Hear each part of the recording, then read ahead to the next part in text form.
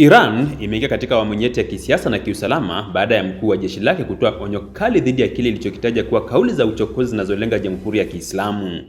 Kauli hiyo imekuja katika mazingira ya mvutano unaoongezeka kati ya Tehran na Washington, hofu ya hatua za Israel na maandamano ya wananchi yaliyochochewa na mdororo mkubwa wa uchumi katika nchi ya Iran. Kwa mtazamo mpana, Iran inakabiliwa na shinikizo la pande tatu kwa wakati mmoja: tishio la kijeshi kutoka nje, msukumo wa kisiasa wa kimataifa na hasira ya wananchi ndani ya nchi ya Iran. Ujumbe wa jeshi la Iran umebeba ishara nzito za tahadhari na kujiamini kwa wakati mmoja.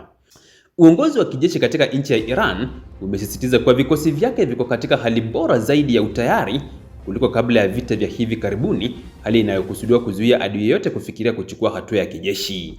Hatua hii imechukuliwa kama jaribio la kuimarisha hofu ya kuzuia mashambulizi, deterrence, hasa baada ya matamshi ya Rais wa Marekani Donald Trump aliyedokeza uwezekano wa Marekani kuingilia endapo waandamanaji wa amani watavamiwa. Kwa Iran, maneno haya yanatafsiriwa kama tishio la moja kwa moja kwa uhuru wa utawala wake. Uzito wa kauli hizi umeongezeka baada ya operesheni ya kijeshi ya Marekani iliyosababisha kukamatwa kwa Nicolas Maduro, mshirika wa muda mrefu wa Tehran. Tukio hilo limeacha athari ya kisaikolojia kwa mataifa yanayopinga ushawishi wa Marekani, iko tayari kuchukua hatua kali na za ghafla hata dhidi ya serikali zilizo na washirika wakubwa. Ndani ya Iran, tukio hilo limeongeza tahadhari ya kiusalama na kuimarisha msimamo mkali wa viongozi wa kijeshi wanaoona hatari ya kielelezo cha Venezuela kutumika dhidi yao.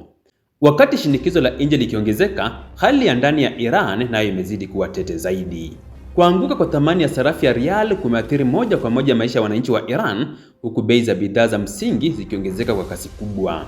Serikali imejaribu kupunguza hasira kwa kuanzisha ruzuku ndogo ya fedha kwa kaya nyingi, hatua inayolenga kusaidia gharama za vyakula vya kila siku. Hata hivyo, wachambuzi wanaona hatua hiyo kuwa ya muda mfupi na isiyotosha kukabiliana na mfumuko wa bei, uhaba wa bidhaa na mzigo wa vikwazo vya kimataifa. Maandamano yaliyoanza mwishoni mwa Desemba yameenea katika sehemu kubwa ya nchi, yakionyesha kuwa tatizo si la uchumi pekee bali pia la muda mrefu la kisiasa na kijamii.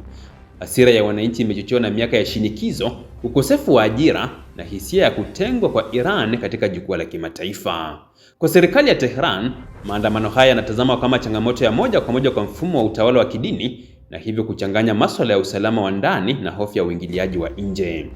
Katika mazingira haya, tishio la shambulio la mapema linapaswa kueleweka kama ujumbe wa kuzuia zaidi kuliko mpango wa vita vya haraka.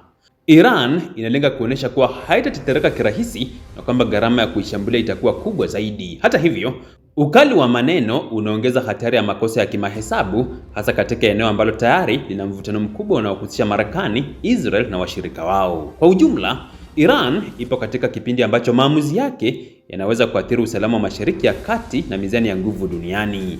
Shinikizo la kiuchumi na maandamano ya ndani yanayofanya serikali iwe katika hali ya kujilinda zaidi, huku matamshi ya nje yakichochea msimamo mkali wa kijeshi. Mustakabali wa hali hii utategemea iwapo pande husika zitachagua njia ya mazungumzo na kudhibiti maneno yao au kuendelea na mkondo wa vitisho ambao unaweza kugeuka kuwa mgogoro mpana usiotabirika.